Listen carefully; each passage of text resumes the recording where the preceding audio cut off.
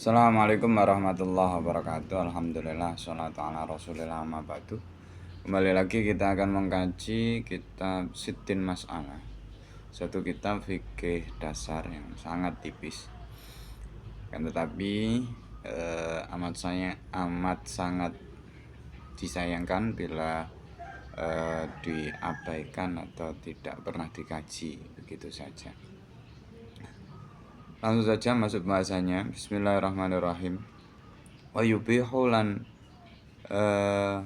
menangake atayamum ing tayamum apa wujudul udhri wujude udur wal ajazulan apes anistimalil ma'i saking anggunakake banyu. Bismillahirrahmanirrahim. Pada pembahasan kali ini kita akan membahas berkaitan dengan tayamum.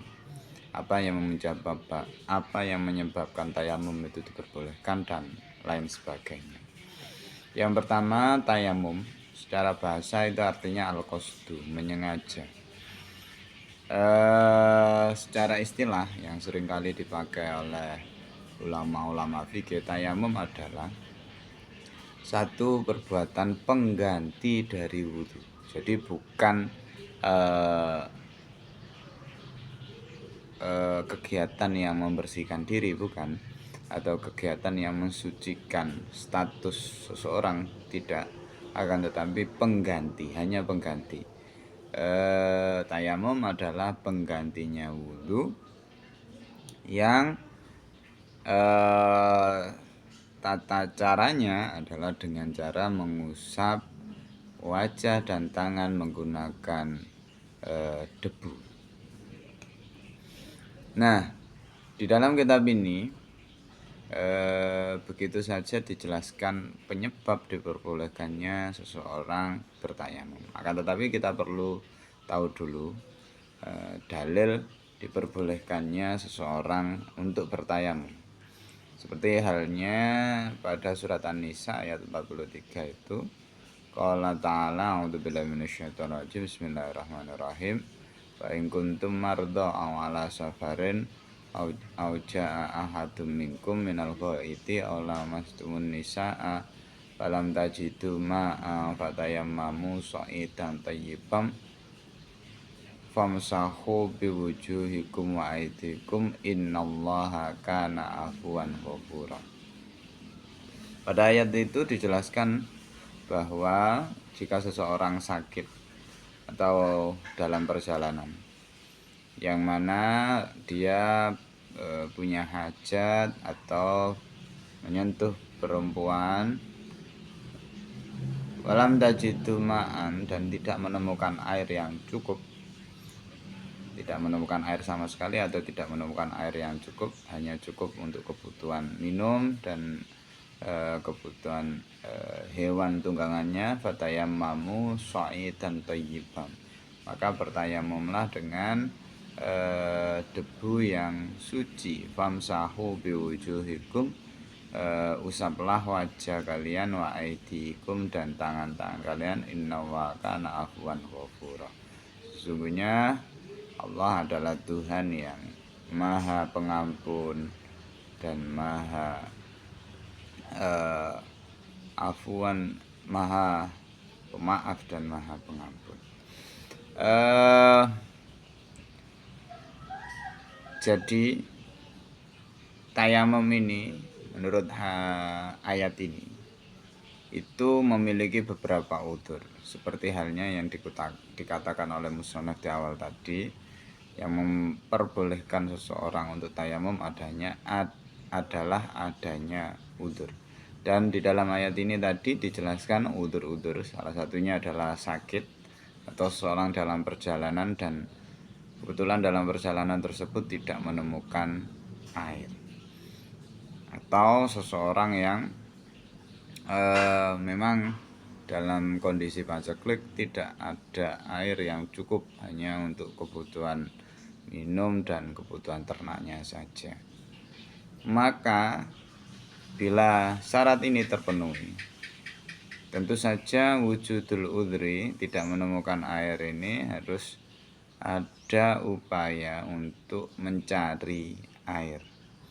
Beberapa kitab fikih yang lain menjelaskan bahwa upaya ini harus mencari di radius tertentu, radius di mana suara ini sampai atau radius di mana pandangan ini sampai. Artinya minimal seseorang harus mencari sekitar 150 atau 30 atau 300 meter untuk mencari apakah di sekitarnya ada air atau tidak. Ini pun dibatasi bila dikhawatirkan dengan mencari dengan radius seperti itu tadi, itu bila kehabisan waktu untuk sholat ya langsung saja tayamum. Artinya kebutuhannya adalah tidak tertinggal dari rombongan dan tidak kehabisan waktu sholat.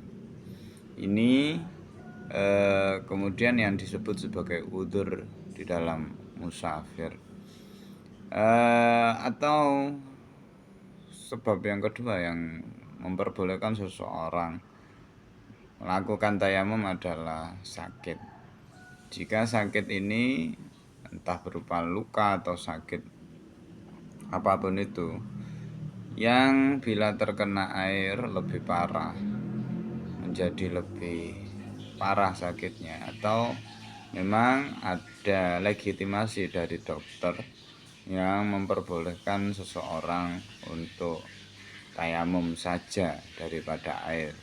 Karena bagi dokter tersebut, bila seseorang atau pasien ini terkena air, penyakitnya akan semakin parah, berbahaya untuk kesehatannya, atau tidak kunjung sembuh dan lain sebagainya. Maka udzur ajuz anil isti'malil ma ini satu, karena sakit. Yang kedua bisa jadi karena di mata air, satu-satunya mata air yang ada di daerah setempat itu misalnya ada hewan buas, ada singanya, yang mana singa ini tidak kunjung meninggalkan mata air satu-satunya ini hingga waktu sholat hampir usai. Nah, ini juga diperbolehkan seseorang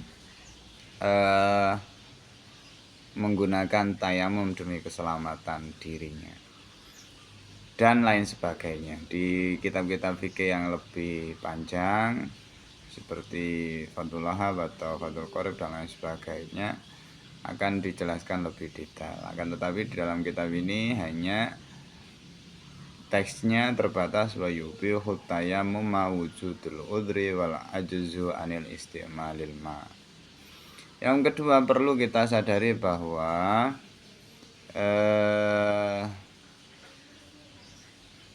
tayamum ini kegunaannya adalah untuk menggantikan wudhu.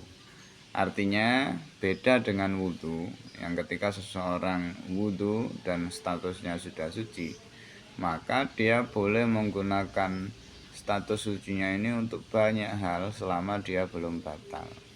Sedangkan tayamum ini karena dia statusnya hanya menggantikan wudhu, maka satu tayamum hanya bisa digunakan untuk melaksanakan satu fardu. Itu fardu saja, misal sholat duhur ya sholat duhur saja dan beberapa hal yang sunnah. Ketika hendak melakukan sholat asar ya sudah berbeda lagi. Maka seseorang harus menyadari bahwa tayamum ini berbeda dengan wudhu.